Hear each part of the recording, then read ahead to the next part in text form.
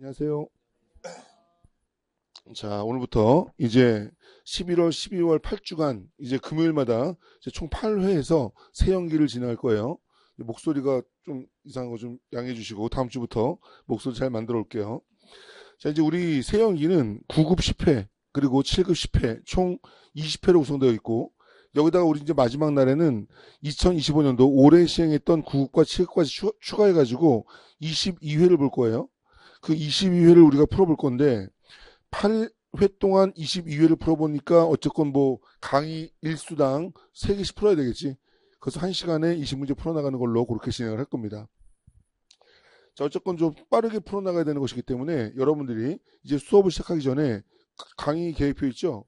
내가 1년 중 유일하게 강의 계획표를 반드시 지키는, 진짜 반드시 지키는 1회 어김도 없이 지키는 이제 그런 강의니까 강의 계획표 맞춰가지고 우리가 강의로 예정된 그 회차에 대한 모의고사를 한 회당 20분 잡고 여러분들 반드시 풀어본 다음에 답안 체크해보고 틀린 거 왜 틀렸는지 확인하고 그리고 수업에 들어와야 돼요. 틀린 부분에 대한 뭐 완벽한 보완까지 안 하더라도 어쨌건 뭐 왜 틀렸는지 정도는 좀 시점하고 확인해보는 정도로 들어오게 되면 이제 여러분들이 풀었던 현장감과 그리고 내가 여기서 해설해주는 그 문제의 포인트들을 잘 조합한 다음에 그리고 수업 듣고 나가지고 마지막으로 보완하는 그런 과정을 통해서 수업이 진행될 겁니다. 그래서 어쨌건 뭐 공부라는 것은 투입 대비 효율성의 문제이기 때문에 여러분들이 20문제를 한 주에 3회분 풀어나갈 건데 그 3회분에 대한 문제를 완전하게 다 알고 오면 좋겠지. 근데 그러려면 시간이 많이 들어가잖아. 그러니까 지금 전 범위에 걸쳐가지고 여러분들이 일단 한번 풀어보고 답만 체크해보고 틀린 게 있으면 왜 틀렸는지 확인해보면 어쨌건 20문제에 대한 고민은 해본 거잖아요. 그 정도로 고민해보고 그 고민을 나랑 수업 시간에 해결해보고 복습할 때 완전하게 내 걸로 만드는 이제 그런 리듬으로 공부를 하면 되는 거지. 그 이전에 뭐 너무 완벽하게 다 해올 필요 없다. 혼자서 20문제 풀고 혼자서 완벽하게 할 수 있으면 이 강의는 들을 필요 없는 거지. 그래서 우리가 그동안 과거 10여 년 동안 봐왔던 이 전체적인 모의고사에 대해서 여러분들이 문제의 출제 경향은 이러했으며 지금 현재까지 공부해왔던 내 공부의 상태가 지금 이제 만약에 과거에 치렀던 시험을 본다 그러면 얼마 정도 점수가 나오겠다 정도 가늠하면서 내가 부족한 부분에 대한 보완들을 조금 할 수 있도록 진행을 하면 됩니다. 다만 내가 틀린 부분은 무조건 모르는 거라 그랬죠. 내가 맞췄다고 아는 건 아니야. 그런데 틀린 건 무조건 모르는 거야. 그러니까 틀린 부분에 조금 집중해서 강평 듣고 그리고 그 틀린 부분들은 여러분들이 개별적으로 틀린 파트를 찾아가가지고 그 부분을 완전하게 내 것으로 만들어 오는 걸로 그렇게까지 하는 것이 이 강의의 중요한 목적이다. 알겠죠? 자, 그렇게 진행한 걸로 해서 어쨌든 조금 더 틀린 문제, 모르는 문제를 많이 보완한다. 라는 개념으로 가면 됩니다. 어떤 과정에서도 세법을 완전하게 다 공부할 수 있는 과정은 없어. 요번 과정에서 우리가 얻을 수 있는 것은 그동안 기출된 부분에 한정해서 기출된 부분 중 내가 약한 부분을 찾아내서 그 부분만 보완하면 됩니다. 그 부분을 보완하면 끝나는 게 아니라 그래도 여기서 우리가 다루지 않은 그런 부분이 있을 거 아니야. 그거는 또 다음 회독에서 또 거쳐지는 거니까 요번 회독에서는 그 부분을 우리가 완전하게 좀 가다듬는다라는 생각으로 요번 과정을 좀 잘 임해 주시면 좋겠어요. 이게 2021, 2, 3, 4, 5. 2021, 2, 3, 4, 5. 뭐? 2021, 2, 3, 4, 5가 7급 25문제야. 나머지들은 다 20문제잖아. 그럼 우리가 22회를 모의고사를 보는 거니까 하나가 20문제라고 본다 그러면 440문제지. 440문제에다가 25문제 더하면 465문제야. 465문제를 우리가 2달 동안에 그래도 기출된 것들을 알짜배기로 모아가지고 공부해서 내 것으로 만든다라는 것이 작은 것 같아? 아니지. 굉장히 알찬 거죠. 그래서 일주일에 하루씩 여러분들이 실력 점검을 하는 거지만 굉장히 그 내용을 잘 소화하면 내년 1월 달에 들어갈 때 지금 여러분들이 10월 말까지 만들어 놓은 실력의 상당 부분 업그레이드가 될 수 있는 그런 훌륭한 과정이다. 내가 만든 훌륭한 과정이다. 라고 코 풀지 마. 라고 생각하면서 어쨌건 최선을 다해서 임해주시면 어쨌건 좋은 효율성이 있을 거라 생각이 됩니다. 자, 1회차부터 시작할게요. 2015년도 9급 기출 문제. 자, 소득세법상 근로소득에 대한 설명으로 옳지 않은 것은 자, 지문 하나하나 여러분들이 혼자 풀어볼 때는 맞고 틀리고만 이렇게 훑어봤지만 이제 이 지문들을 알기 위해서 어떤 것들을 알아야 되는지를 내가 이제 표현하고 주제를 정리하는 내용들을 한번 잘 들어보세요. 첫 번째, 판공비 명목으로 받는 것으로서 업무를 위하여 사용된 것이 분명하지 아니한 급여는 근로소득으로 과세한다. 이거는 열거주에 입각한 근로소득의 범위가 되는 거죠. 그랬을 때 근로소득으로 쫙 열거된 것 중에서 세 번째인가 두 번째인가 나와있던 이 지문에서 내가 여러분들한테 주의하라 했던 것들은 판공비 기밀부로 지급했다는 얘기는 어디다 썼는지 영수증 가져오지 않더라도 인정해 주겠다는 거예요. 그러면 어디다 썼는지 모르는 것이기 때문에 이것은 근로자가 가져간 걸로 봐서 걔의 급여로 근로소득으로 포함시키겠다는 얘기죠.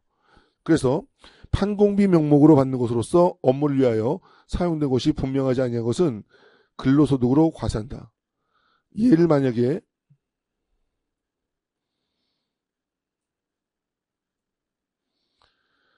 분명한으로 쓰면 얘는 근로소득으로 과세되지 않는 거죠. 얘는 판공비 기밀비 명목으로 누군가 가져가서 썼는데 이것이 어디다 썼는지 분명한 거라 그러면 얘는 그 법인의 비용, 손금이 되는 거지 얘가 근로소득으로 가져간 게 아니잖아. 회사 돈을 가져가서 썼다는데 어디다 썼는지 모르니까 네가 개인적으로 썼겠지. 그러면 월급이야 라고 하는 개념이니까 여기서 포인트는 뭐냐면 업무를 위하여 사용된 것이 분명하지 아니한이에요. 이거를 틀리기 위한 목적으로 분명한 이라고 만들면 틀린 지문이 된다는 거. 이거 대비해야 되겠죠. 그렇죠? 자, 2번 주주인 임원 그 출자 임원이네요. 얘가 법령으로 정하는 사택을 제공받음으로써 얻는 이익이지만 근로소득으로 과세하지 않는 경우도 있나? 어떤 경우지? 소액주주. 그래서 우리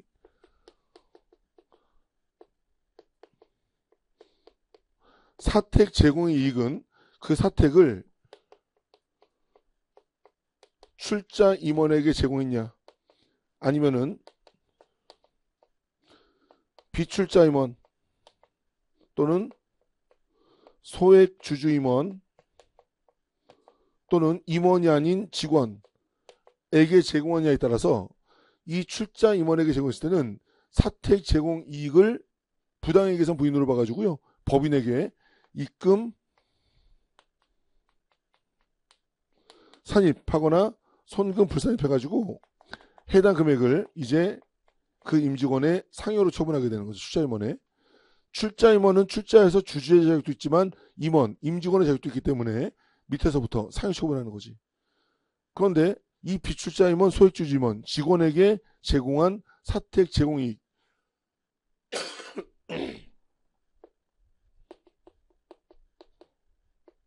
회사가 부담한 사택 유지관리비도 마찬가지입니다. 얘들은 이제 손금으로 인정되는 거니까 별도의 세무 조정이 필요 없겠죠. 그러면 결과적으로 법인이 이렇게 처리한 거에 대해서 해당 임직원의 입장에서는 법인이 상여로서 처분되면 얘는 인정상여로서 그 출자 임원에 뭐가 되는 겁니까? 인정 근로소득이 되는 것이고 이 경우는 손금으로 인정되는 거니까 세무조정 소득처분 없으므로 근로소득으로 과세되지 않는 거죠. 알겠죠? 따라서 여기에 출자 임원이 들어가 있지만 소액주주 임원이므로 얘는 소액주주가 아닌 출자 임원을 말하는 것이므로 결과적으로 출자 임원이랄지라도 소액주주 임원 1% 미만의 지분율을 가지고 있는 소액주주 임원이라면 얘는 근로소득으로 과세하지 않는 경우도 있는 거죠. 꽤 디테일하게 물어보는 그런 문제였습니다. 맞고 근로자가 사내 급식의 방법으로 제공받는 식사냐 식사대냐 구분하세요. 음식물은 아무리 호화로운 걸 제공하더라도 비과세예요. 그런데 식사대 돈으로 준다 그러면 얘들 얼마? 월 20만 원까지 비과세가 되는 것이라서 얘는 식사기 때문에 월 20만 원 한도로 비과세한다. 요 3번이 틀린 거죠. 아이고. 식사는 한도 없이 이제 비과세가 되는 것이고 법령으로 정하는 일용근로자의 근로소득은 원천징수하죠. 하지만 종합소득 과세표준을 계산할 때는 합산하지 않는 얘는 무조건 분리과세 근로소득이 된다. 맞는 질문이죠. 법령으로 정하는 일용 근로자의 근로소득은 얼마를 원천징수하냐? 15만 원 빼고 6% 곱하고 그 산출자에게 55%를 뺀 근로소득 세액공제까지 한 그 금액을 원천징수함으로써 납세 의무 종결되는 그러한 무조건 분리과세 근로소득이 된다. 무조건 분리과세 근로소득은 그거밖에 없어요. 일용 근로자의 근로소득. 알겠죠? 자, 이렇게 풀면 1번 지문 클리어한 거야. 이래야지 1번 문제를 다 안 거예요. 알겠죠? 자, 2번 문제. 기타 소득에 대한 설명으로 옳지 않은 것은 사업용 부동산과 함께 영업권을 양도하여 받은 영업권 양도 이익은 기타 소득으로 과세한다. 자, 기타 소득은 뭐 여러 가지 각종 권리의 양도도 있고 일시적 인적 용역 제공 대가도 있고 그리고 기타 등등의 여러 가지 것들이 있는데 이 영업권이라는 것에 대한 과세 문제는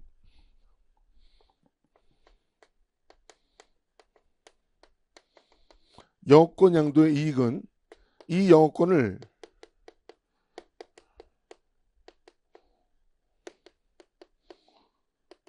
사업용 부동산과 함께 양도했느냐 아니면은 영업권을 단독 양도했냐에 따라서 여기서 말하는 사업용 부동산은 토지, 건물, 부동산에 관한 권리예요.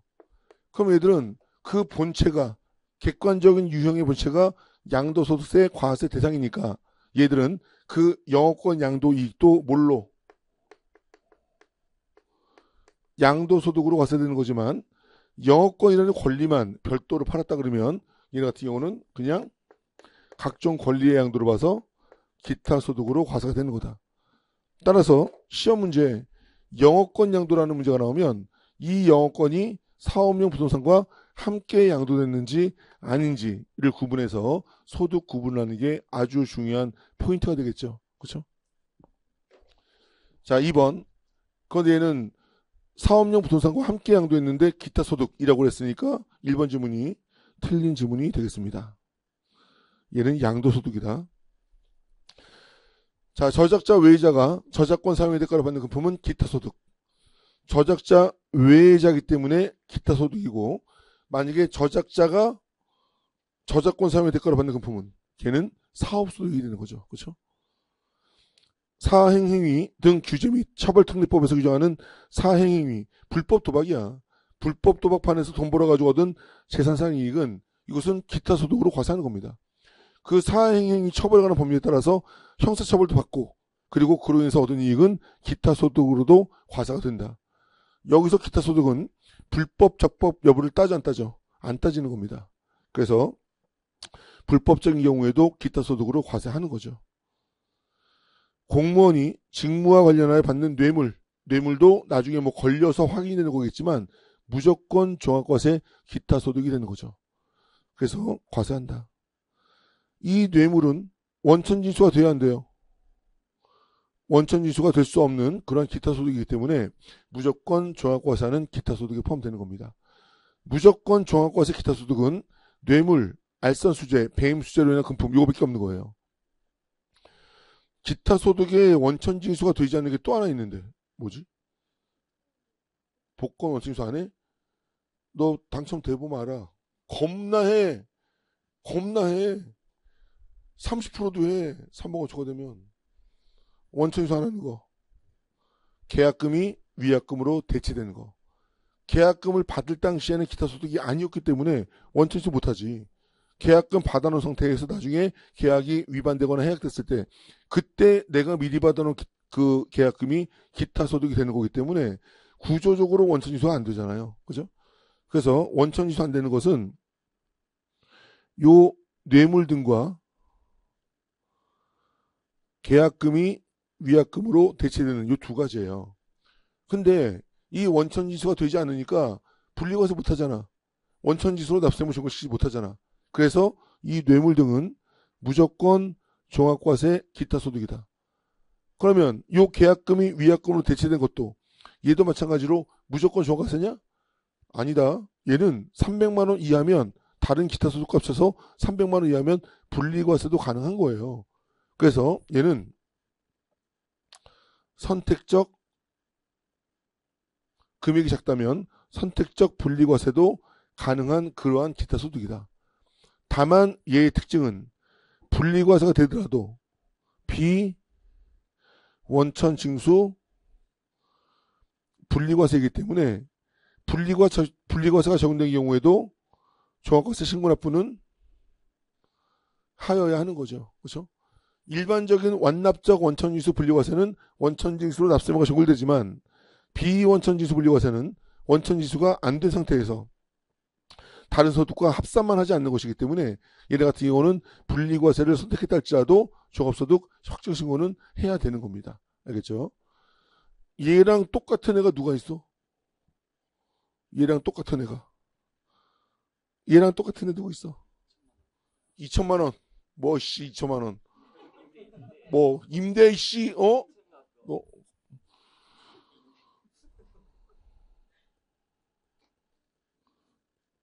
분리과세, 주택, 임대소득. 얘도 마찬가지로 2천만 원 이하의 주택, 임대소득은 분리과세를 선택할 수 있는 거죠. 근데 얘도 마찬가지로 비원천징수 분리과세이기 때문에 이 분리과세 주택, 임대소득과 계약금이 위약금으로 대체된 기타 소득이 300만 원 이하인 경우에 선택적 분리과세.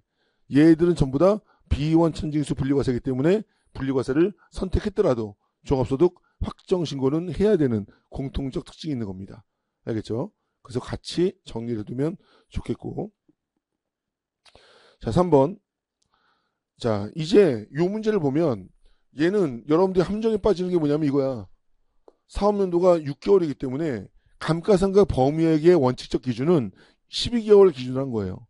근데 그 해당 법인의 사업연도가 12개월 미만이면 환산해야 돼. 그리고 얘는 또 기중에 취득했어요. 기중에 취득했으면 또 얘가 취득한 날로부터 또 환산을 해야 돼. 그럼 얘는 산식을 보면 내용요소 환산, 사용기간 환산 두 번 환산을 해야 돼. 근데 우리 시험에서는 다 필요 없어. 우리는 그냥 감가상각 범위액 문제 나오면 얘가 쓴 월수 계산하면 돼. 쓴 월수. 그래서 1년치 감가상각비 얼마예요? 1년치 감가상각 범위액은 5천만 원에 정액법 5년이니까 5분지 1 해서 1,000만 원인데 몇 달 썼어? 3달 썼잖아. 3달 썼으면 12분지 3 해서 끝. 알겠죠? 여러분들 회계학에서 감가상각비 문제 나와도 이게 뭐 기준기 취득하고 회계기간이 얼마고 다 나오더라도 그냥 쓴 월수 생각해. 그래서 1년치 감가상각비 계산한 다음에 월할 안 보내주면 됩니다. 알겠죠? 정답은 250만 원. 그래서 우리 뭐 세법에서 계산 문제가 많이 나오면 어렵다고 하는데 그것은 이론적 체계가 부족해서 어려운 거야. 내가 장담하건대 세법상 계산 문제는 무조건 말 문제를 숫자로 만든 것뿐이야. 그래서 이론형 문제를 잘 가다듬으면 계산형으로 나오더라도 그 계산형 문제에다가 우리가 알고 있는 이론을 잘 반영하면 되게 쉬운 문제가 돼요. 알겠죠? 계산기가 없는 시험이기 때문에 회계학은 몰라도 세법에서 나온 숫자 문제들은 굉장히 편하다. 자, 4번 법인안위 단체. 국세기본법에 의하여 법인으로 보는 법인안위 단체는 수익을 구성원에게 분배하지 않는다라는 전제가 깔리니까 무조건 비영리법인. 주무관청에 인허가를 받아 설립된 단체가 수익을 구성원에게 분배하지 않는다면 얘는 무슨 법인? 당연 의제법인. 관할세무서장의 신청 승인 필요 안 필요해? 안 필요하죠. 그런데 신청하여 승인을 받아야 법인으로 본다. 틀린 거예요. 그런데 만약에 수익을 구성원에게 분배하지 않는 미등기 단체로서 단체의 규정을 가지고 대표자나 관리인을 선임한 경우에는 이를 법인으로 본다. 이것도 틀린 거지. 얘는 법인성만 갖추고 있는 상태이기 때문에 얘는 승인 의제법인이므로 얘들은 관할세무서장한테 신청하여 승인을 받아야 법인이 되는 거지. 그래서 법인으로 보는 법인안위 단체에 세 가지가 있는데 두 놈은 당연의제법인이기 때문에 얘들한테 이렇게 말하면 틀린 거고 세 번째는 승인의제법인이기 때문에 그 상태로 법인으로 본다. 이러면 틀린 거고. 그렇죠? 그 부분 주의해야 되는 것이고, 그 다음에 법인 아닌 단체가 국세기본법에 의하여 법인으로 의제되지 않더라도 소득세법에 의하여 단체를 일거주자로 보아 과세할 수도 있다. 어떤 경우에? 수익을 구성원에게 분배하지 않으면. 그렇죠? 법인으로 보는 법인 아닌 단체의 국세에 관한 의무는 뭐 당연히 얘네가 이행해야 되겠죠. 틀린 지문은 2번 지문.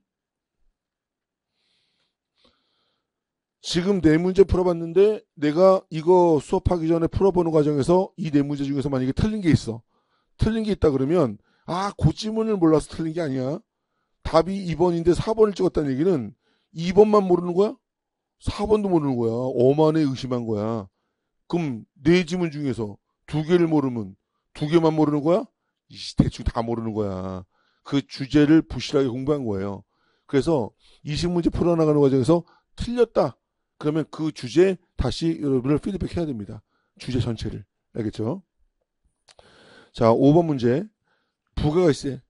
재화와 용역의 공급에 대한 설명으로 옳지 않은 것은? 자, 건설업자가 건설업은 용역의 공급이지만 건설자재의 일부 또는 전부를 부담하면 재화의 공급이야? 아니죠. 건설업은 위탁받아가지고 도급받았다 할지라도 얘들은 무조건 용역의 공급이야. 주요자재의 일부 아니라 전부를 부담하더라도 건설업과 음식점업은 무조건 용역의 공급. 그래서 1번 지문 맞는 지문. 자, 3번부터 볼게요.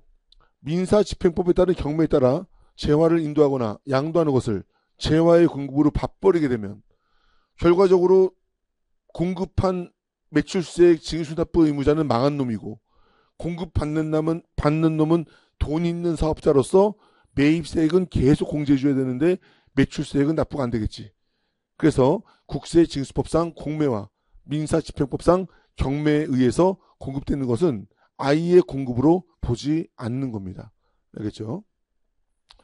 그 다음에 사업자가 용역을 대가받지 않고 무상 공급하는 것은 용역 공급으로 보지 않는다. 용역의 무상 공급은 공급이 아니죠. 그런데 유일하게 용역의 무상 공급임에도 불구하고 공급으로 보는 게 있어. 뭐? 양도? 땡. 특수관계인에게 사업용 부동산을 무상으로 임대하는 거. 이 경우에는 용역의 무상 공급임에도 불구하고 그 실체를 확인할 수 있다 그랬죠. 그래서 걔들은 용역의 공급을 과세로 보는 거예요. 그런데 얘는 특수관계인이 아니라니까 그 용역이 뭐든 얘는 공급으로 보지 않는 거죠. 그렇죠? 그래서 3번과 4번은 그래서 맞는 거다. 자, 2번.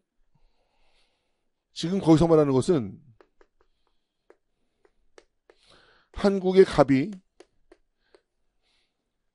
우리가 뭐 수업 시간에 예를 들었을 때는 베트남의 A라는 그 업체한테 뭐 하는 거야? 원료 또는 원재료를 반출하는 거야. 이 원료 원재료의 반출. 이 원료 원재료의 반출이 만약에 위탁 가공무역 방식의 수출이야. 즉 갑이 미국에 있는 B와 직접 계약을 위해서 이한테 공급할 목적으로 국외 수탁공사업자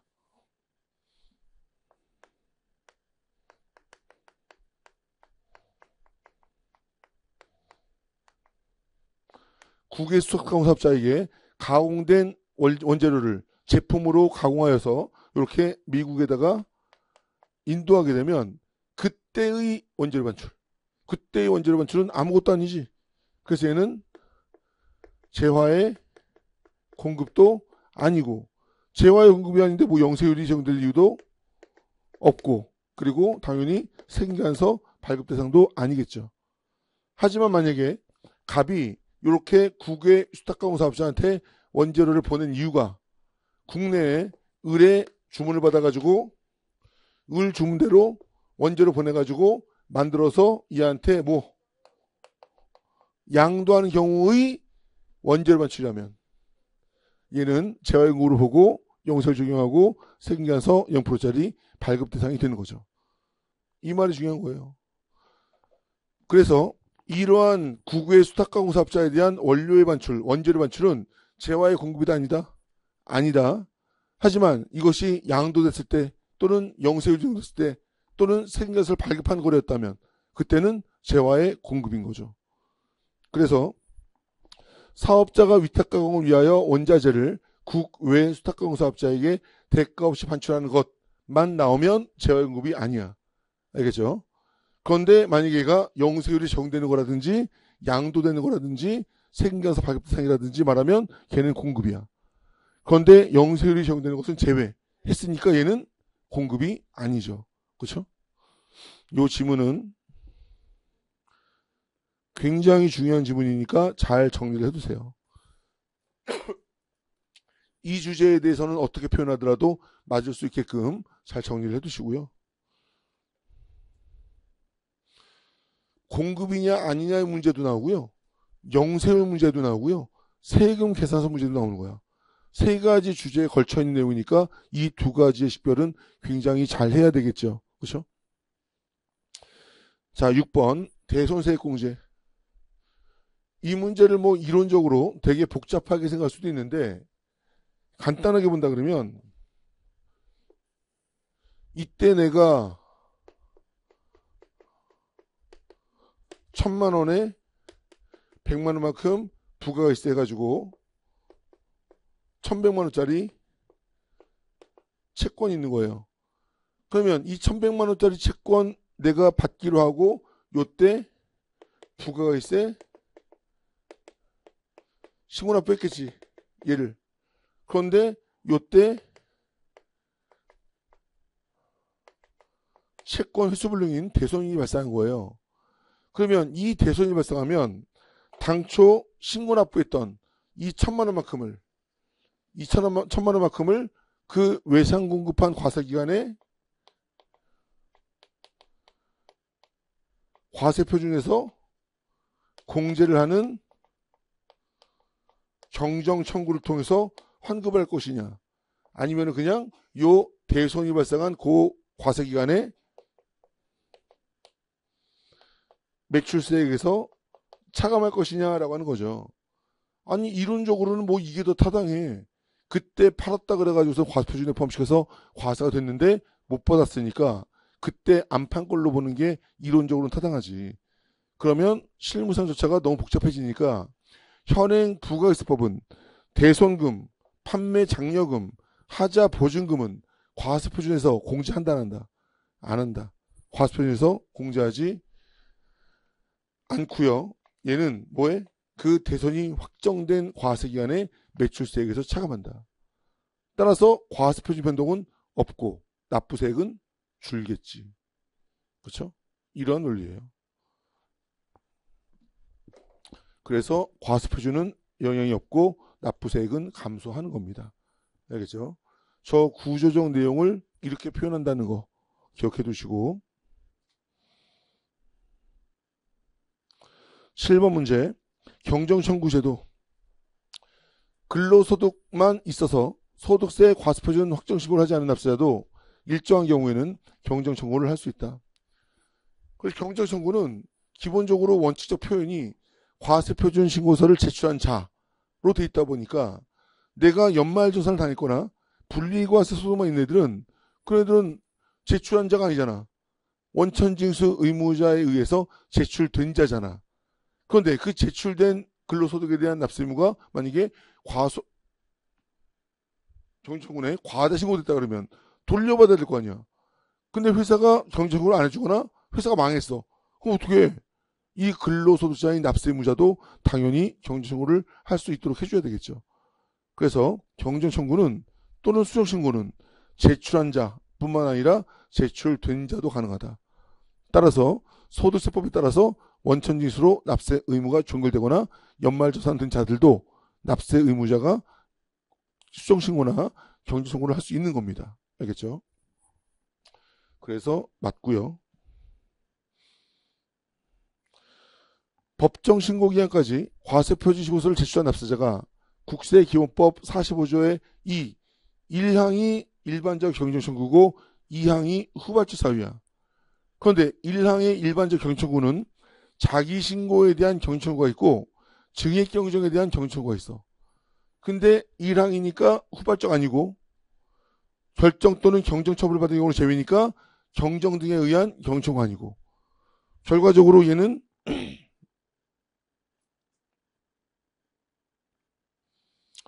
자기 신고에 대한 경정 청구만을 얘기하는 겁니다. 그러면 경정 청구는 몇 년 이내야? 얘는 5년 이내, 증액 경정받은 경우에는 3개월 이내, 후발적 사유에 의한 것도 3개월 이내. 그죠? 따라서 얘는 5년 이내에 경정 청구를 해야 된다. 그죠? 그런데 뭐 3년이라고 했으니까 뭐 상당히 쉬운 문제죠. 문제가 그런 의미다라는 것을 조금 알아내면 조금 더 완전한 보완이 될 겁니다. 최초 신고를 할 때 과세표준 및 세액의 계산에 근거가 된 거래 행위의 효력과 관계된 계약이 나중에 해제될 때 이거는 신고 당시에 알 수 있었던 거야? 후발적 사유야. 후발적 사유니까 후발적 사유에 따른 경정청할 수 있고 후발적 사유에 따른 경정청은 언제까지 하는 거야? 얘는 사유가 발생한 것을 안날로부터 3개월 이내다. 알겠죠? 요거 혹시나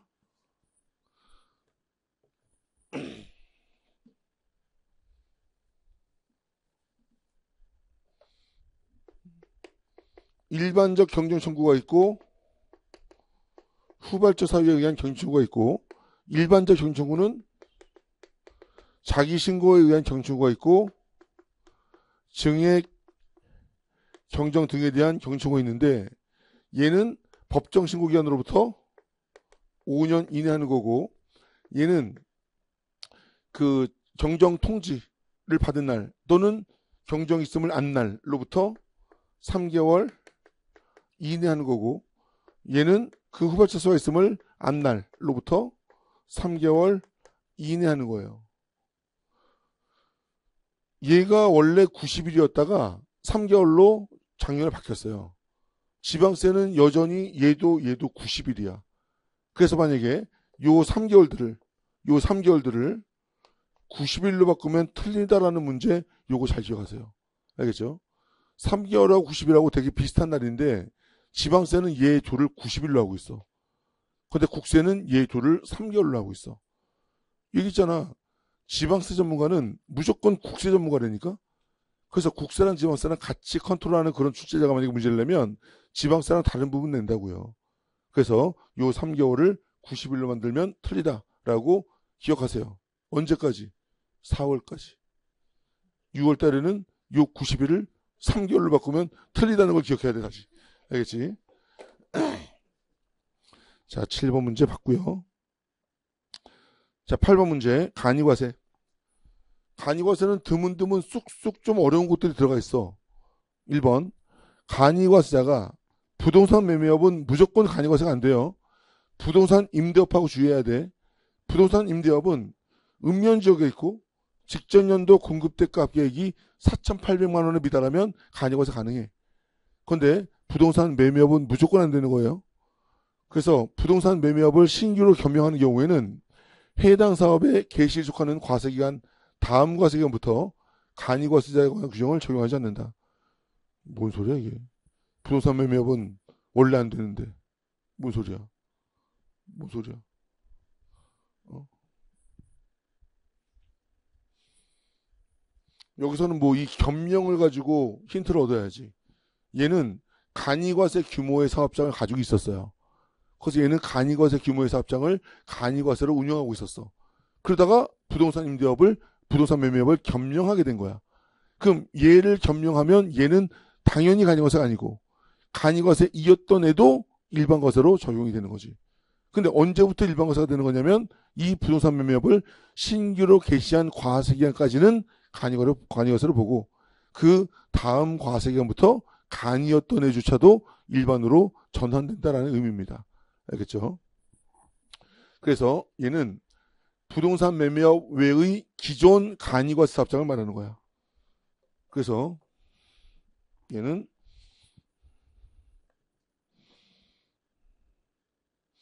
여기다가 이런 말 표현해주면 기억하기 쉽겠지.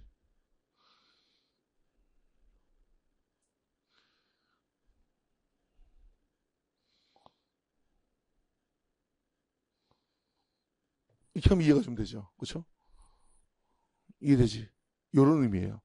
요런 의미인데 세법이 별로 안 친절해가지고 요런 말을 빼고 요렇게 규정하고 있는 거죠.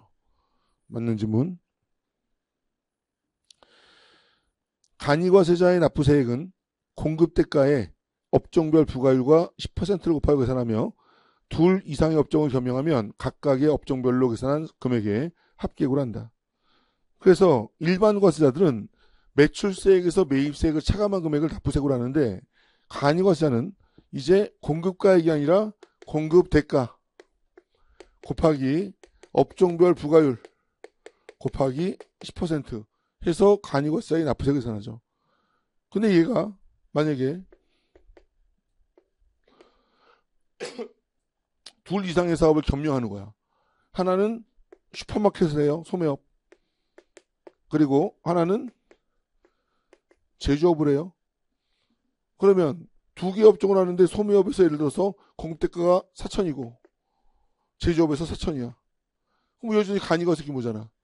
그럼 여기다가 업종별 부가율 곱해가지고 10% 곱해야 되는데 소매업과 제조업의 업종별 부가율이 달라요. 소매업은 업종별 부가율이 15%, 제조업은 업종별 부가율이 20%가 되는 거야. 그러니까 어떻게 돼? 얘는 600만 원, 얘는 800만 원 해가지고 합치면 1,400만 원에다가 10% 곱해가지고 140만 원 이렇게 하자는 거죠. 그렇죠? 이 표현이 저 표현이야.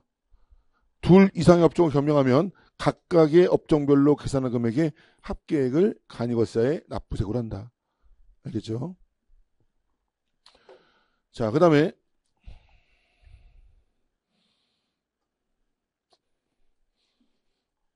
잘 봐요.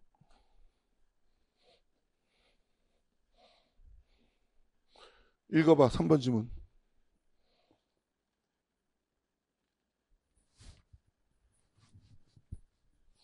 자세하게 꼼꼼하게 생각하면서 읽어보세요.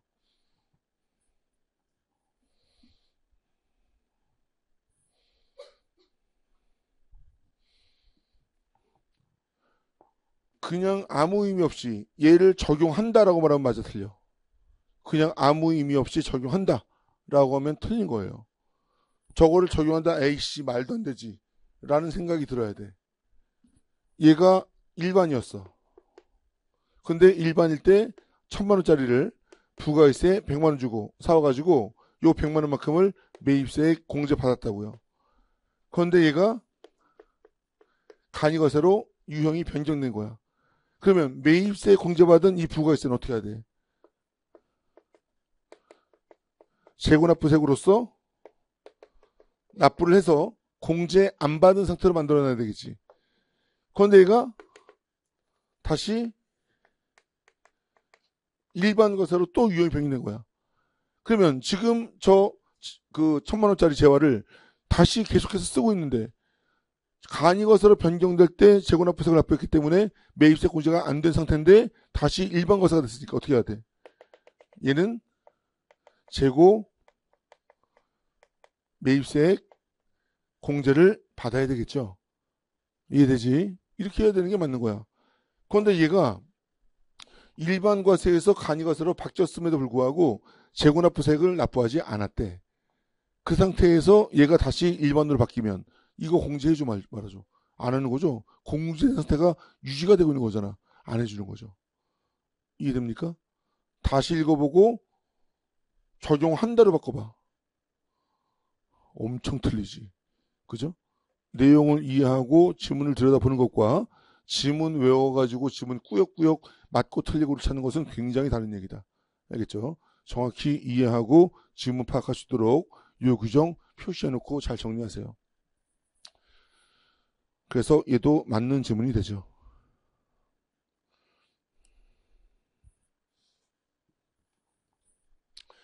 자, 간이에서 일반으로 바뀌고 일반에서 간이로 바뀔 때는요.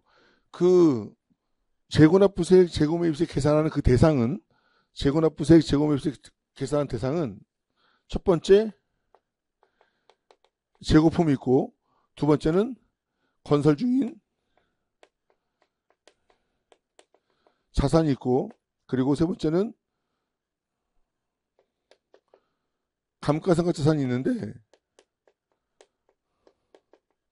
얘는 매입 감가상각과 자가건설 감가상각자산으로 이렇게 구분하는 거죠. 그랬을 때 어쨌건 얘들은 공제대상 매입세액에다가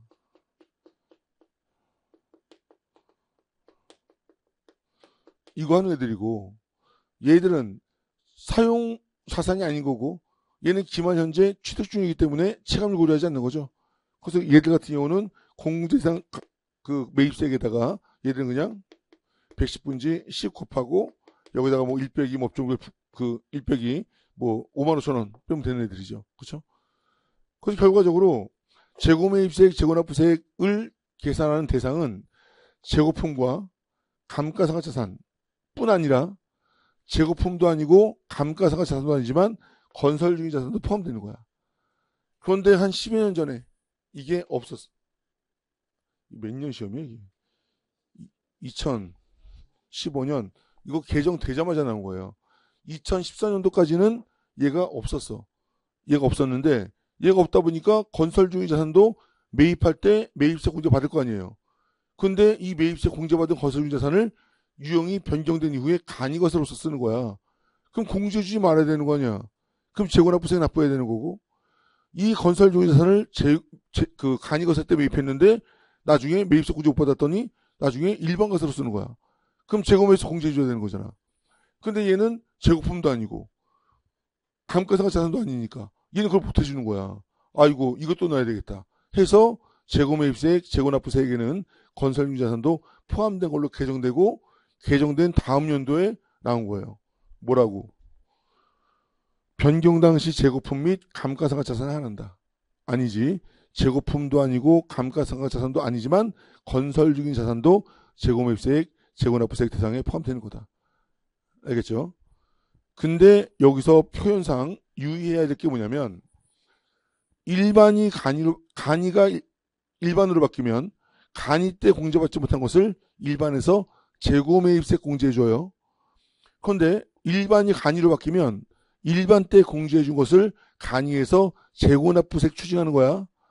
그러니까 마치 이름이 간이에서 일반으로 바뀌면 재고매입세액, 일반에서 간이로 바뀌면 재고납부세액인 것처럼 보이지만 법적 표현은 둘 다 재고매입세액이야. 유형 변경 전에 매입했던 재고를 유형 변경 후에도 가지고 있다면 그 재고와 관련된 매입세액을 말하는 거야. 따라서 재고매입세액, 재고납부세액이라는 타이틀이 붙긴 붙는데 이에 대한 법적 표현은 재고매입세액을 공제한다, 재고납부세액을 납부한다도 맞는 지문인데 둘 다 재고매입세액이야. 그래서 간이가 일반으로 바뀌면 재고매입세액을 공제한다야. 그런데 일반이 간이로 바뀌잖아? 일반 때 공제받은 재고에 딸려있는 재고매입세액을 납부한다야. 알겠습니까?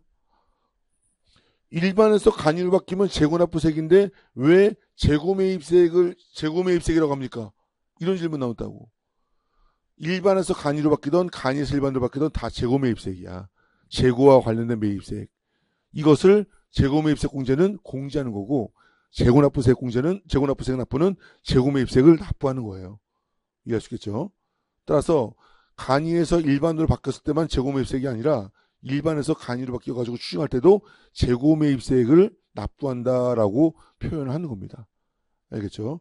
이 표현도 혹시 모르니까 알아두란 얘기예요. 이때 기출이 됐던 표현이니까. 자, 그래서 정답은 4번. 여기에 하나는 것이 아니라 이 문제의 포인트는 뭐 건설자금, 건설 중인 자산도 포함된다라는 개념이고. 자, 9번 문제. 소득세 수입 시기. 기타 소득으로 과세되는 미술, 음악, 사진에 속하는 창작품에 대한 대가로 원작자가 받는 소득의 경우에 얘는 수입 시기가 언제예요?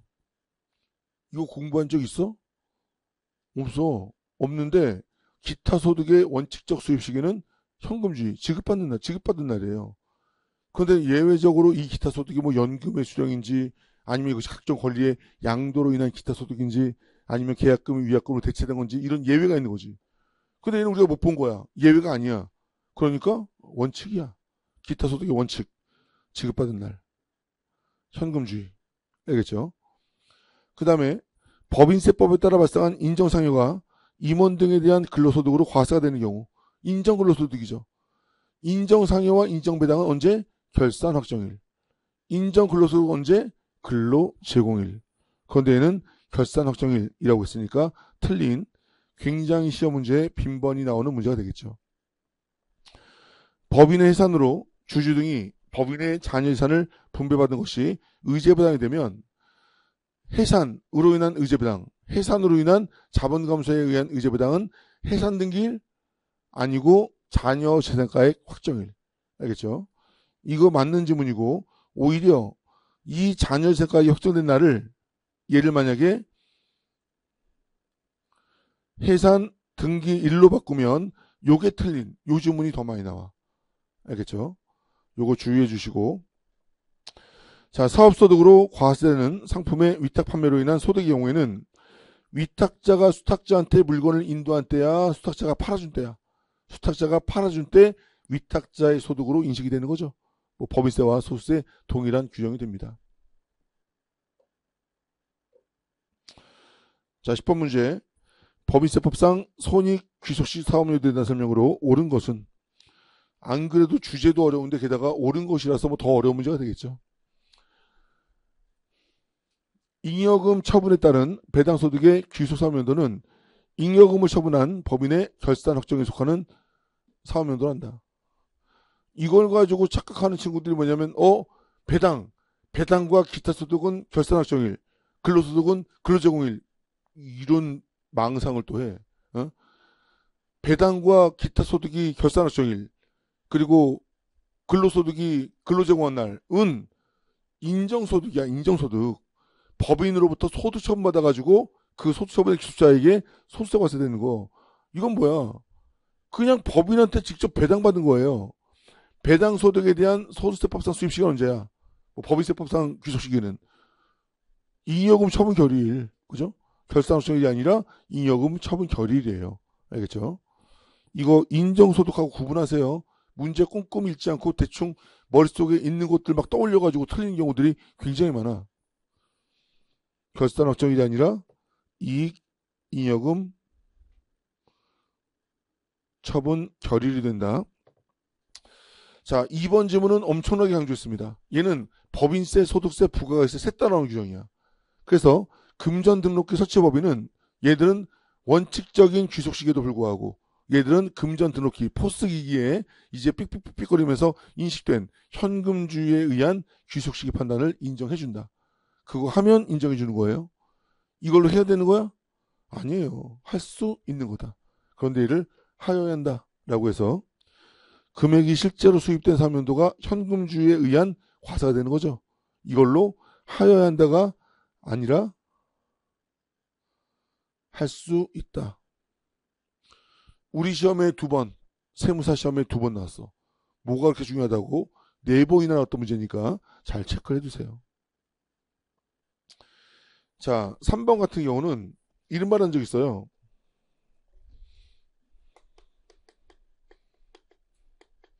투자회사의 이자 배당, 그리고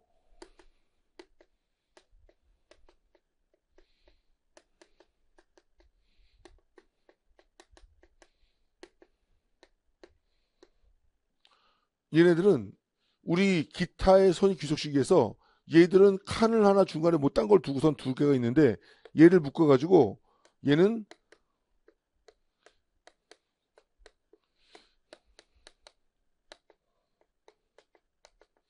내가 그때 FM이라 그랬지. 손익 귀속시기의 FM 기본 형태. 손익 귀속시기의 기본 형태는 뭐야? 원칙, 지급받은 날, 즉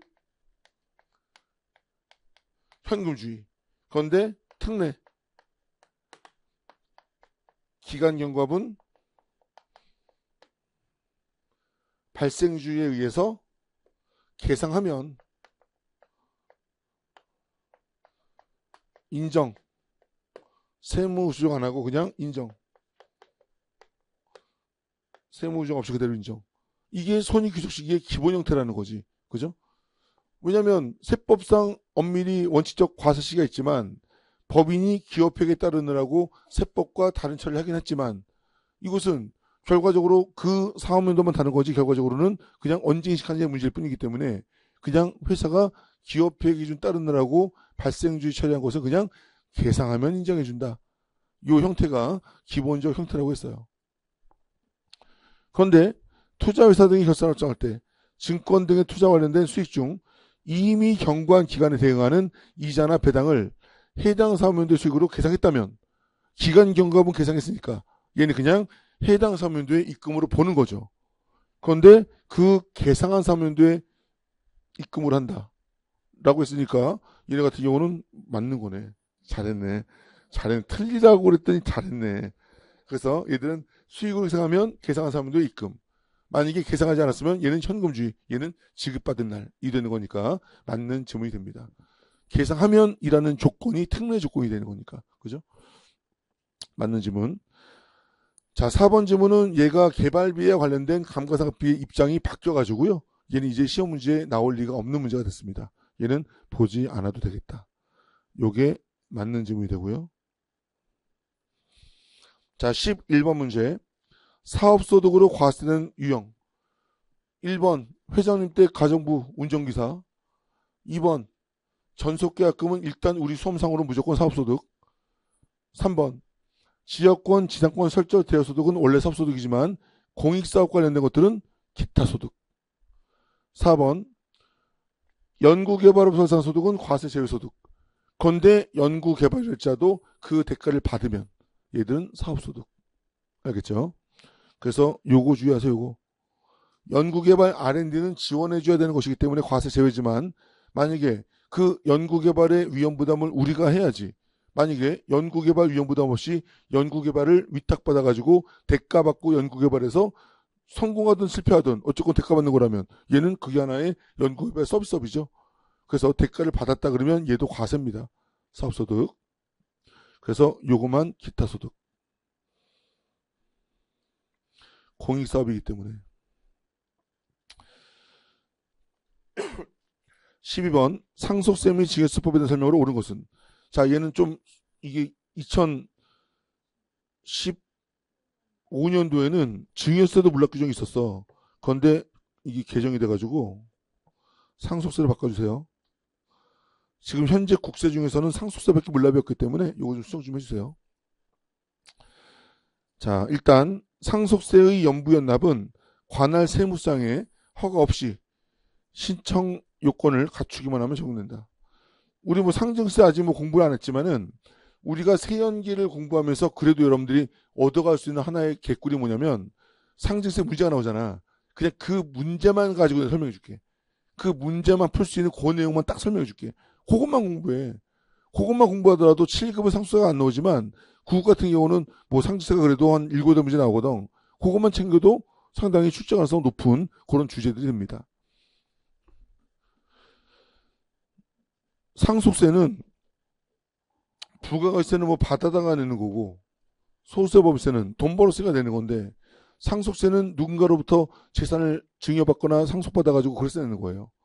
그렇다 보니까 이 상속 증여받은 게 현금이면 좋겠는데 상속 증여받은 게 일반적으로 다 재산이잖아. 그렇다 보니까는 증여 상속받은 게 있어가지고 담세력은 있지만 자금 유동성이 없는 거야. 그래서 상증세는 다른 세목보다 훨씬 더 자금 유동성 부담에 대한 고려를 많이 해줍니다. 그래서 상증세는 금전이 아닌 재산으로 상속받았을 때 그때 자금 유동성 부담을 완화시켜주기 위해서 이제 분납 규정이 있고요. 그리고 연납 규정이 있고요. 그리고 물납 규정이 있는 거예요. 알겠죠? 자, 이에 대해서 상속세가 있고 증여세가 있는데 상속세와 증여세 모두 분납 가능하고요. 모두 연부연납 가능해. 근데 물납은 상속세만 가능하지 증여세는 안 되는 거예요. 알겠죠? 그리고 이 분납 규정은 소득세법상 분납 규정과 똑같아. 1,000만 원을 초과하면 분납할 수 있는 거고, 얼마큼 분납하는 거냐면 1,000만 원 초과하지만 2천만 원 초과하지 않으면 1,000만 원을 초과하는 금액 한도로 2개월이네. 1,000만 원 초과하는데 2천만 원까지 초과하면 납부할세액의 2분의 1을 2개월이네. 똑같아. 소득세하고. 그래서 요 분납은 승인을 요하지 않고요. 그냥 납부할세액이 1,000만 원 초과되면 할 수 있는 거야. 그런데 이 연부연납과 물납은요. 얘들은 납부할세액이 2천만 원 초과된 경우로서 얘들은 관할세무서한테 신청해가지고 승인을 얻어야 가능한 거다. 이해할 수 있겠죠? 자, 증여세는 물납이 안 된다는 것과 이 연부연납과 요 물납은 승인이 필요하다는 거. 요 내용을 좀 체크하라는 거예요. 알겠죠? 그리고 얘들은 납부세액이 2천만 원 초과하는 경우, 그리고 얘는 납부세액이 1,000만 원을 초과하는 경우에 하는 거, 소득세법 분납과 규정 똑같다. 알겠죠? 자, 자금 유동성 부담을 줄이기 위한 세 가지 기준은 이 정도만 알아도 돼요. 알겠죠? 자, 참고적으로 이 상속세에 적용되는 요 물납은, 상속세에 적용되는 요 물납은 얘는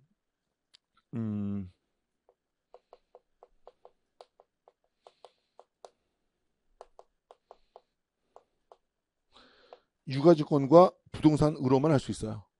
알겠죠? 유가증권 부동산 외의 재산으로는 안 된다. 알겠죠? 그래서 1번 상속세 연부연납은 관할세무상의 허가 없이 신청 요건을 갖추기만 하면 허용된다. 틀렸고,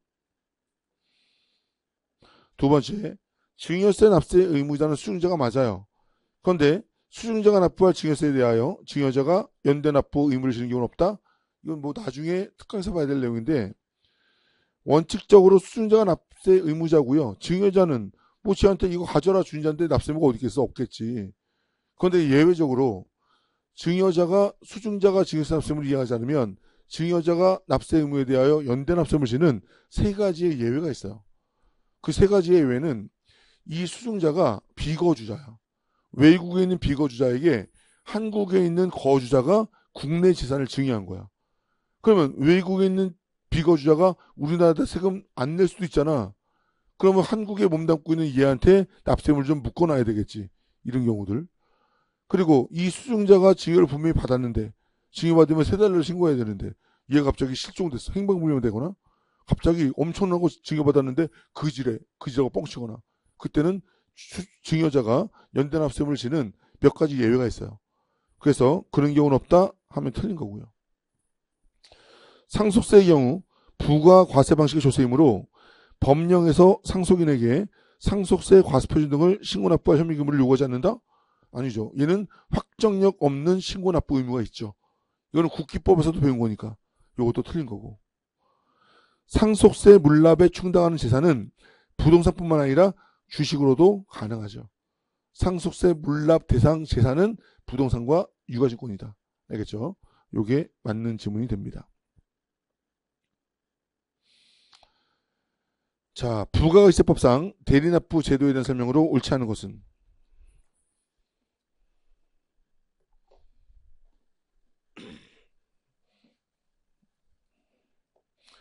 간단하게 기억만 해보면 얘가 국외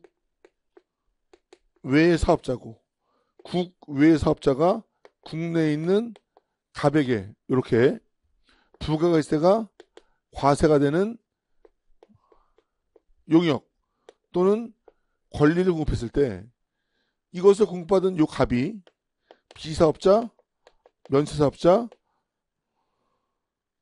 매입세액이 불공제되는 과세사업자라면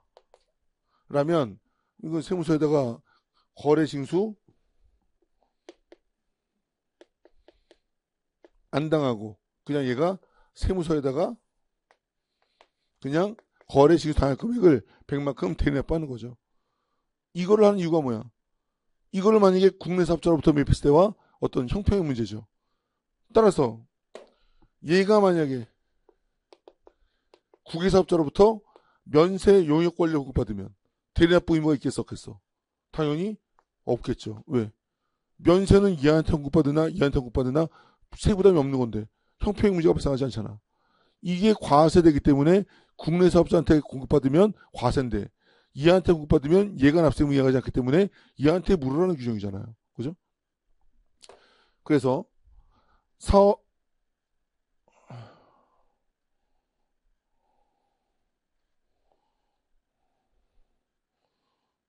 여기 있다 이거. 3번. 국내 사업장이 없는 비거주자로부터 부가가세 면세 대상 용역을 공급받는 자는 부가가세 대납부 의무가 없는 거죠. 그렇죠? 맞는 질문. 자, 그 다음에 국내 사업장이 없는 외국법인으로부터 용역을 공급받는 자의 대납부 시기는 원래 용역 공급에 대해서는 용역의 공급 시기가 있어요. 하지만 얘는 용역의 공급 시기를 과세 시기로 하는 것이 아니라 대리납부는 그 대가를 지급할 때 부가세를 징수하여서 예정신고 또는 확정신고 때 납부하는 거예요. 알겠죠? 그래서 얘는 예정신고, 확정신고 때가 대리납부식이지 부가세법상 원칙적 용역 공급시기, 뭐 용역이 완료된 때 이런 때가 아니다. 알겠죠? 그래서 대리납부 공급시기는 얘는 대가를 지급하는 때 징수하여서 예정신고, 확정신고 때 납부하게 되는 겁니다. 그래서 얘가 틀렸고요. 부가가세 대리납부 신고서는 얘는 원래 과세표 신고 누가 해야 돼? 공급자가 해야 돼. 근데 공급받는 자는 공급자가 해야 되는 걸 공급자가 안 하니까 그냥 그것을 대신하는 대리 납부의 의무만 있지 신고 의무가 아니란 말이에요. 그래서 대리 납부 신고는 과세표 신고서가 아니다. 그래서 이에 대해서는 덜 신고하더라도 수정 신고의 대상이 될 수 없다. 뭐 이런 규정이 있어요. 그러면 이 규정으로만 그냥 알아두세요. 그러면 대리납부 신고를 했는데 1,000만 원 신고해야 되는데 500만 원만 신고하면 그럼 그걸로 그냥 끝나는 거냐? 수정 못하냐? 실무적으로는 그냥 수정 신고한다. 500만 원 수정 신고해. 그런데 이것을 세법 뭘로 보는 거냐면 그냥 추가 납부라고 하는 거지 수정 신고라고 하는 게 아니에요. 대리납부 신고는 과세표 신고가 아니라 그냥 납부 의무의 이행에 불과하기 때문에 과수납부된 부분에 대한 추가 납부지 얘는 수정 신고라고 볼 수 없다. 알겠죠? 그냥 그런 학문적 의미다라고 보시면 되겠어요. 그 다음에 사업의 포괄적 양도에 따라 그 사업을 양수받는 자는 그 대가를 지급하는 때 그 대가를 받는 자로부터 부가세를 징수하여 납부하여야 합니까? 아니면 할 수 있다야? 할 수 있다야. 그 사업의 양도는 원래 공급이 아니지만 사업 양수인이 이걸 하면 그때는 공급으로 보는 사업 양수인의 대리 납부 규정이죠. 그렇죠? 그래서 정답은 옳지 않은 것은 요거 4번. 공급 시기가 일반적 용역의 공급 시기가 아니라 대리납부의 시기는 얘는 대가를 지급하는 때 징수하여서 확정신고, 예정신고 때 납부하는 그런 의무를 지니고 있다.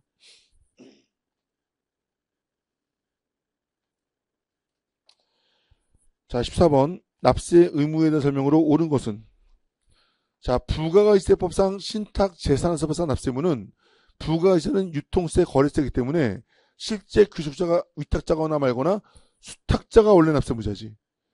하지만 법인세와 소득세는 소득 귀속에 대한 과세이기 때문에 당연히 위탁자, 수탁자가 아니라 수익자가 납세의무자가 됩니다. 원칙. 알겠죠? 그래서 뭐 위탁자가 실질적인 지배 통제를 한다든지 아니면 뭐 그 수탁자가 뭘 한다든지 그런 단서가 붙지 않는 한 신탁 재산에 귀속된 소득은 신탁의 이익을 받을 수익자가 신탁 재산을 가진 것으로 보고 법인세법, 소득세법을 적용하는 겁니다. 알겠죠? 이게 원칙. 연결납세 방식을 적용받는 연결법인의 경우에는 각 연결법인의 토지 등 양도소득과 미완료소득에 대한 법인세를 연대하여 납부할 의무가 없다? 연대하여 납부할 의무가 있는 거예요.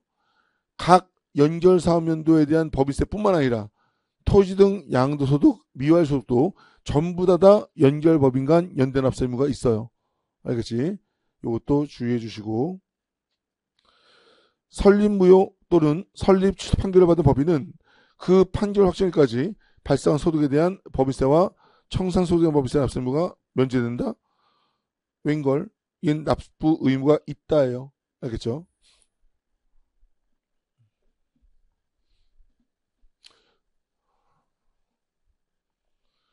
저 3번 규정은 왜 있는 거냐면 이 법인이 이때 설립됐어. 설립됐는데 대표자 갑이라는 놈이 여기 사기꾼이야. 그러니까 주주들 막 모여가지고선 이래저래 해가지고선 우리 법인이 설립되면 너희들 부자 만들어줄게 하고 설립을 했는데 설립에 여러 가지 법적 하자들이 굉장히 많았던 거지. 그리고 이익 분배도 안 하는 거야. 그래가지고 나중에 시간이 지나가지고 요때 이제 그 발기인들, 그 주주들이 이때 법인 설립에 대한 무효, 취소, 소송을 제기한 거야. 그래가지고 결과적으로 요때 이제 무효, 취소 판결이 난 거지. 민법상, 상법상 무효 취소 판결이 나면 무효 취소는 그 원인 행위로 돌아가서 원래부터 없던 걸로 보아서 현재의 효과를 발생시키는 것이기 때문에 이 법인은 원래 없던 게 돼버리는 거야. 민법과 상법상으로는. 그런데 세법은 어차피 무효 취소 판결이 나서 원인 행위로 돌아가서 설립 때부터 이러한 행위들을 해가지고 소득이 발생했는데 이게 민법 상법상으로는 원래부터 없던 걸로 보는 거니까 이 소득도 없는 거야. 이건 발생한 거야. 발생한 거니까 여기에 대해서는 그 법인이 법인세 납부 의무를 지게 되는 거죠. 무효 취소로 해당 법인의 설립이 취소되더라도 그때까지 발생하는 소득에 대해서는 당연히 납부 의무 지는 겁니다. 알겠죠? 그래서 틀린 질문이고 외국법인과 소득세법에 따른 비거주자를 제외하고 내국법인 및 소득세법에 따른 거주자는 법인세법에 따라 원천징수하는 법인세를 납부할 의무가 있다. 자, 원천징수하는 법인세를 납부할 의무가 있다는 얘기는 얘들은 원천징수 의무자라는 얘기잖아. 그럼 내가 뭐라 그랬습니까? 원천징수 의무는 누가 없는 거야? 원천징수 대상소득을 지급하는 자는 다 원천징수 의무가 있는 거야. 원숭이, 지우개, 리어카 이런 애들이 없는 거야. 즉 얘네들 빼고 모든 자들은 다 원천징수 대상소득에 대한 납세, 징수 납부 의무가 있는 겁니다. 거주자든 비거주자든 내국인이든 내국법인이든 법인이 아닌 단체든. 알겠죠? 그래서 외국법인과 소득세법에 따른 비거주자를 제외하고 이게 틀린 거예요. 얘들도 당연히 원천징수 대상소득을 지급했다면 원천징수 의무가 있는 거다. 정답은 1번. 재고 자산 및 유가증권의 평가에 대한 설명으로 옳지 않은 것은? 자, 유가증권은 주식과 채권이 있는데 지분증권인 채무증권인 채권은 개별법, 총평균법, 이동평균법 중 선택할 수 있다. 그런데 지분증권인 주식은 개별법이 안 된다 그랬죠. 그런데 요거 썼으니까 틀린 지문이야. 이런 것들은 1번만 보고 2, 3, 4번 안 읽을 수 있어야 되겠죠. 그렇죠? 자, 2번은 법인세법상 재고자산은 원가법과 저가법 중 신고한 방법에 의하는 거 맞죠? 그래서 저가법도 가능한 거예요. 뭐하면? 저가법을 신고하면. 알겠죠? 3번 법인의 재고자산 평가는 평가 방법을 하나 선택하면 모든 사업장, 모든 재고에 대해서 다 똑같은 거 해야 돼? 아니면 재고자산별, 영업장별 다른 방법으로 평가할 수 있어? 다른 방법으로 평가할 수 있는 거죠. 4번 법인이 재고자산 평가와 관련하여 신고한 평가 방법 외의 방법을 평가하면 얘는 임의 변경이죠. 임의 변경은 무신고 시 평가 방법과 당초 신고된 평가 방법 중 어떤 금액, 맥스, 큰 금액으로 평가하게 되는 거죠. 1번이 틀렸고 16번 심판 청구제도 1번 뭐예요? 불이익 변경 금지. 2번은 뭐예요? 2번은 조세 심판관 회의는 심판관 회의에 청구된 사건이 경미해. 그러면은 주심 단독 심리할 수 있고요. 심판관 회의에 회부된 청구가 굉장히 중요해. 그러면은 조세 심판관 합동회의를 해야 되겠죠. 그런데 심판 청구의 금액이 5천만 원 미만인 것으로서 청구 사항이 법령의 해석에 관한 것이 아닌 것에 대하여는 심판관 회의에 심리를 거치지 않고 주심 혼자 단독 심리하여 결정할 수 있는 소액 사건이 되는 거죠. 그렇죠? 이 불복 청구라는 것은 처분 청구와 처분 청이라는 피고와 그리고 납세 의무자나 원고가 소송하는 거야. 그래서 이 둘 간의 어떤 분쟁을 이제 조세심판원이라든지 국세청장이라든지 뭐 법원에서 이렇게 조율을 해주는 당사자 간 소송에 해당합니다. 따라서 이 납세 의무자, 불복 청구인만 뭐 대리인을 선임하거나 이 납세 의무자만 의견을 진술할 권리가 있는 게 아니라 처분청도 똑같은 권리를 다 가지고 있어요. 알겠죠? 그래서 심판 청구인은 자신의 심판 청구 관련하여 법령이 정하는 바에 따라 재결청에 의견 진술을 할 수 있지만 처분청은 그러하지 않다? 처분청과 납세 의무자의 소송이야. 그래서 요 지문이 틀렸고요. 종전 조세심판원을 산 세법의 해석적용 변경한 의결은 대단히 쪽팔린 거잖아. 대단히 중대한 의결이에요. 그러면 3명이서 결정할 수 있어? 아니면 다 모여야 돼? 다 모이란 얘기죠. 조세심판관 합동회의가 심리를 거쳐 결정하죠. 얘는 불이익 변경 금지. 자, 17번. 자, 얘는 좀 너무 심한 문제긴 한데 한번 볼게요. 법정 신고 기간까지 소득세 과세 표준 신고서를 제출하지 않았어요. 무신고. 그러면 소득세를 부과할 수 있는 날로부터 몇 년? 10년, 7년, 7년의 제척기간이 적용되죠. 물론 부정행위면 10년 무신고했지만 물론 역외거래면 10년 물론 이게 부정행위에다가 역외거래이기까지 하면 15년이 되기도 해. 그런데 부정행위 역외거래란 말이 없으면 아닌 거야. 알겠죠? 그럴 수도 있잖아요. 집에 갈 생각하고. 단서가 없으면 아닌 거야. 알겠죠? 그래서 얘는 맞는 질문. 이중장부의 작성에 의하여 소득세를 포탈한 경우는 부정행위죠. 그래서 소득세를 부과할 수 있는 날로부터 10년을 제척기간으로 한다. 물론 역외거래면 15년이야. 그런데 단서가 없으면 아닌 거예요. 사기나 그 밖의 부정행위로 법인세를 포탈한 경우에 법인세법에 따라 처분된 금액에 대한 소득세에 대해서도 그 소득세를 부과할 수 있는 날로부터 10년간을 부과 제척기간으로 한다. 법인의 부정이 있으면 그 법인으로부터 소득 처분받은 개인도 부정이 있는 걸로 봐서 똑같이 10년, 똑같이 15년이라고 했죠. 그래서 소득 처분에 대한 제척기간 규정이고요. 4번.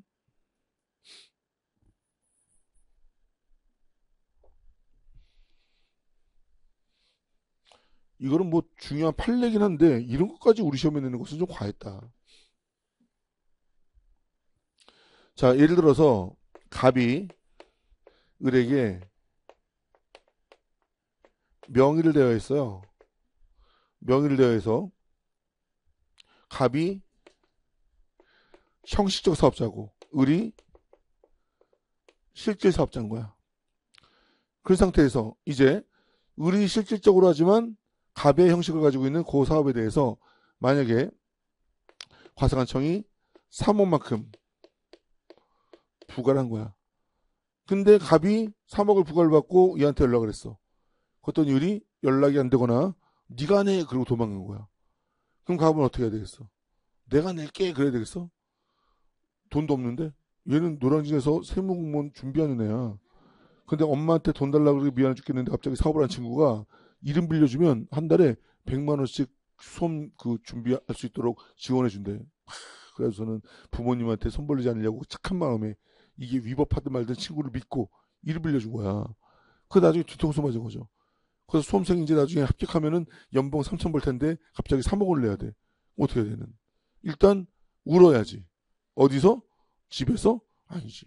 집에서는 총명하게 생각한 다음에 세무서 가서 울어야지. 그래서 세무서에서 쟤는 그냥 공무원 수험생인데 그냥 이름을 빌려준 것밖에 없는데 죄송합니다 그래야 되겠지. 그럼 이제 세무서에서 뭐라 그래? 증거 가져와라 할 거냐. 증거 가져와라. 그럼 이제 얘한테 3억 원을 부과한 요 형식적 명의자인 갑이 이제 과세관청 상대로 이제 소송을 제기합니다. 이거는 사실 내 사업이 아니라 얘 사업에 이름만 빌려준 거다. 이름 빌려준 건 잘못한 거지만 이 3억의 소득은 나에게 귀속되지 않았다라는 것을 원인으로 해서 이제 이의신청 또는 심사청구 또는 심판 청구 또는 조세 소송 또는 감사원 심사 청구 또는 조세 소송, 행정소송을 제기하는 거예요. 얘는 국세기원법에 의한 불법 청구고, 얘는 감사원법에 따른 불법 청구고, 얘는 행정소송법에 따른 불법 청구가 되겠지. 그래가지고 결과적으로 쟤는 그냥 통장도 그냥 내 통장이었지만 내가 거기서 인출한 적도 없고, 그리고 나는 거래처를 만나본 적도 없기 때문에 거래처를 탐문했더니 정말로 값을 모르고 다들 얼마나 알고 있더라. 이 통장에서 뭐 현금 이체를 통해서 돈을 찾아갔는데 현금 이체기 확인해봤더니 결과적으로 의리 모자 쓰고 찾아갔지 갑은 한 번도 그 통장에서 돈을 찾아간 적이 없더라. 이런 것들이 입증이 되고 나면 이제 이때쯤 뭐 하는 거야? 이제 갑이 명의대여에 대한 사실을 입증해가지고 저건 내 소득이 아니에요 라고 한 소송에서 승소를 한 거예요. 승소를 하게 되면 결과적으로 갑에 대한 부과는 취소해야 되고 을에 대해서 이제 새로이 부과 처분을 해야 되는 건데 문제는 뭐냐면 이게 소송이 요게 길어지다 보니까 요때 제척기간이 만료된 거예요. 이러한 인정되는 법률에 의한 객관적 사실이 승소로 판결이 났음에도 불구하고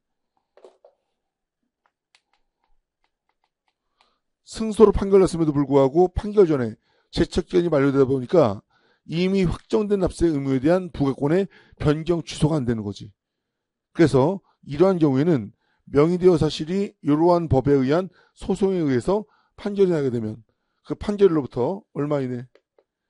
1년 이내에는 이 명의대여자에 대한 부과 취소와 실제 사업자에 대한 부과를 할 수 있도록 제척기간을 1년 열어둔 거예요.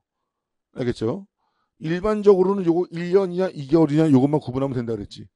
근데 이 규정은 이 법에 의한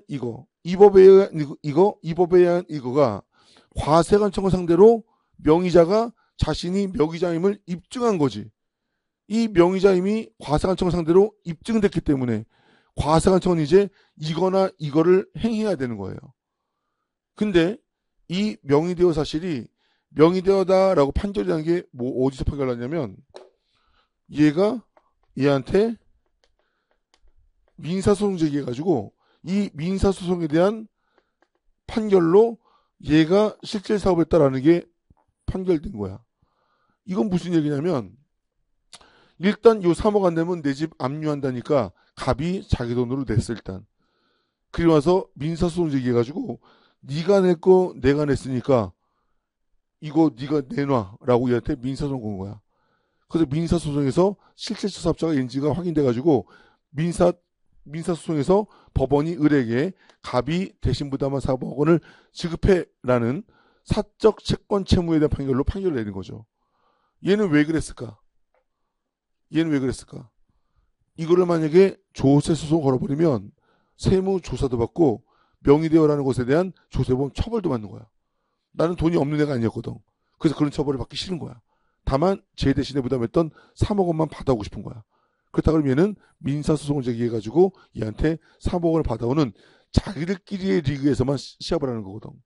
그러면 여기서 발생된 판결이 대외적으로 과세관청이 갑에 대해서 부과를 취소하고 을에 대해서 부과권 행사해야 되는 그러한 판결이에요? 아니지. 아니라서 민사소송법에서 따른 민사소송에서 명의대여 사실 확인된 경우는 얘는 제척기간 특례에 대한 판결에 해당하지 않는 거예요. 너무 어렵지. 그래서 원문은 뭐라고 말하고 있냐면 답 보세요. 답 보면 이 법에 의한 소송에 따른 판결이어야 한다고 써 있어. 알겠죠? 그래서 국세기원법에 따른 이의신청, 심사청구, 심판청구, 그리고 감사원법에 따른 심사청구, 그리고 행정소송법에 따른 행정소송에서 명의대여 사실이 판결됐을 때 그때 이 특례가 적용되는 거지. 민사소송에 따른 민사소송의 판결에 의해서는 지들끼리 리그에서 지들끼리 주고받을 금액만 확정되는 거지 과세관청의 납세 의무의 변동을 가져오지는 못한다. 알겠죠? 자, 굉장히 어려운 내용입니다. 18번 법인세법상 부당의 계산 부인에 대한 설명으로 옳은 것을 모두 고르면 자, 법인이 특수관계인으로부터 무수익 자산을 매입했다면 얘는 돈도 안 되는 거 왜 매입해? 얘는 행위 자체가 부당행위야. 금액의 크기 관계없어요. 부당행위다. 니은 부당행위 계산 부인은 특수관계인과의 거래에서 발생된 거래죠. 그렇죠? 그런데 중요한 것은 특수관계에 있는 자 간의 거래를 전제로 하며 특수관계인 외의 자와의 거래는 이에 포함되지 않아요. 그런데 특수관계인 외의 자와의 거래인지 특수관계인 외의 자를 통하여 이루어진 거래인지는 다른 얘기야. 내가 특수관계가 아닌 자와 거래하는 건지 특수관계자와 거래하는데 특수관계인이 아닌 자를 이렇게 가운데다 두고 거래한 건지 얘는 뭐예요? 우회거래죠. 우회거래. 우회거래도 부당행위에 해당하는 거죠. 그래서 특수관계인 외자를 통하여 이루어진 거래는 이에 부당행위에 포함되는 겁니다. 알겠죠? 주의하시고 부당행위 계산 부인에서 특수관계의 존재 여부는 해당 법인과 법령이 정하는 일정한 관계에 있는 자를 말하며 이 경우 내가 걔한테 특수관계인이 아니더라도 걔한테 내가 특수관계인이면 쌍방 특수관계인 걸로 보는 거예요. 이것을 해당 법인도 그 특수관계인의 특수관계인으로 본다. 이렇게 표현하는 거지. 쌍방관계다. 맞는 지문. 자, 부당행위상 부인 규정할 때 기준금액이 되는 시가, 제3자 간 보편적 거래금액, 이게 없으면 감정가, 이것도 없으면 상증세법상 보충적 평가 방법으로 순차적으로 적용하는 것이지 그중 큰 금액, 작은 금액 아니다. 알겠죠? 얘들은 순차적 적용 규정이다. 정답은 기억과 디귿이 옳은 지문. 자, 19번 압류 재산의 매각에 대한 설명으로 옳지 않은 것은 이게 증권시장의 상장 주식이라든지 아니면 상장 코인 얘들은 시장에 직접 매각할 수 있는 거고요. 압류한 재산의 추산가격이 1,000만 원이면 안 돼. 1,000만 원 미만인 경우에는 수익계약 가능하고요. 수익계약의 6가지 사유 잘 정리해야 되겠지. 체납자도 최고 입찰가격 이상을 제시하면 그 돈으로 세금 내라. 체납자, 세무공무원, 그리고 감정환자, 그리고 그 전문 매각기관의 임직원, 얘들은 이러한 매수 권한이 없죠. 그렇죠? 3번이 틀린 지문. 국세 채권이 확정되기 전에 적법하게 재산 압류가 이루어진 경우라 하더라도 해당 재산을 매각하려면 우선 납세 의무가 확정되어야 한다. 확정 전 보존 압류를 말하는 거죠. 납기 전 징수사유가 발생해서 확정 전에 압류했다 할지라도 압류했다고 무조건 매각할 수 있는 것이 아니라 확정이 되어야 매각할 수 있다. 맞는 지문. 자, 20번 문제 관호사업 제한. 세금 체납이 있었지만 그 원인이 납세자가 재난 또는 도난으로 재산에 심한 손실을 입어서 세금 납부가 곤란한 경우로 세무상 인정하면 세무상은 인허가 주무관서에 그 납세자에 대한 인허가를 하지 아니할 것을 요구할 수 없다. 관호사업 제한하지 말란 얘기죠. 공시송달로 고지가 됐을 때, 그리고 경제적 곤란 사유가 있을 때, 그리고 물적 납세 의무의 체납액에 대해서는 얘들은 관호사업 제한하지 말라는 거예요. 인허가를 받아 사업을 경영하는 납세자가 3회 이상 500만 원 이상이라고 하더라도 납세자 또는 그 동거 가족이 이러한 사유가 있었다 그러면 얘들은 역시 관호사업 제한하지 말아라. 경제적 곤란 사유. 인허가 주무관서에 허가 등의 제한 요구를 한 후 해당 국세를 징수했으면 지체 없이 그 요구를 철회해야 되겠죠. 그죠? 4번 세무상이 허가 등의 제한 요구를 함에 있어서 납세자의 세금 체납 횟수가 문제되는 경우 얘는 사후적 제한을 말하는 건데 그 체납세금은 제한되어지는 허가 등을 받은 사업 자체에 관한 것에 국한되지 아니하며 체납 국세의 세목이 무엇인가도 따지지 않았었어요. 옛날에는. 근데 이렇게 판결이 났는데 이게 문제가 되니까 이후에 법률을 바꿨습니다. 그래서 지금 관원사업 제한이 되는 3회 이상 500만 원 이상이라는 그 체납액은 법인세, 소득세, 부가세 세 가지 세목에 한정되며 이 체납자가 두 개의 사업을 영위하고 있는데 하나는 허가를 요하는 사업이고 하나는 그렇지 않은 사업이라면 허가를 요하는 사업에서 발생한 체납액만 가지고 판단하는 거지 그 허가를 요하지 않은 사업에서 발생한 체납액은 500만 원 3회에 고려하지 않는 거예요. 그러니까 얘도 틀린 거고 얘도 틀린 거죠. 허가를 받아야 될 그 사업에서 발생한 법소부만 해당되는 거다. 알겠죠? 그래서 얘는 중간에 법률이 변경되어서 문제도 수정이 된 이제 그런 내용이라고 보시면 됩니다. 정답은 4번. 자, 1회차 이렇게 보시면 되겠고요. 어쨌건 여러분들이 풀었던 것보다 훨씬 더 지문별로 자세하게 들어가는 거야. 그래서 여러분들이 지금 우리가 해설 강의에서 지금 내가 말하는 것들 중에서 모르는 거, 이 지문은 요거 얘기하는 거지만 얘랑 비슷한 거 내가 끄집어내는 거, 이런 것들까지 복습할 때는 꼼꼼하게 다 챙겨가야 될 거예요. 자, 우리 잠시 쉬었다가 2016년도 거 이어서 풀어보도록 하겠습니다.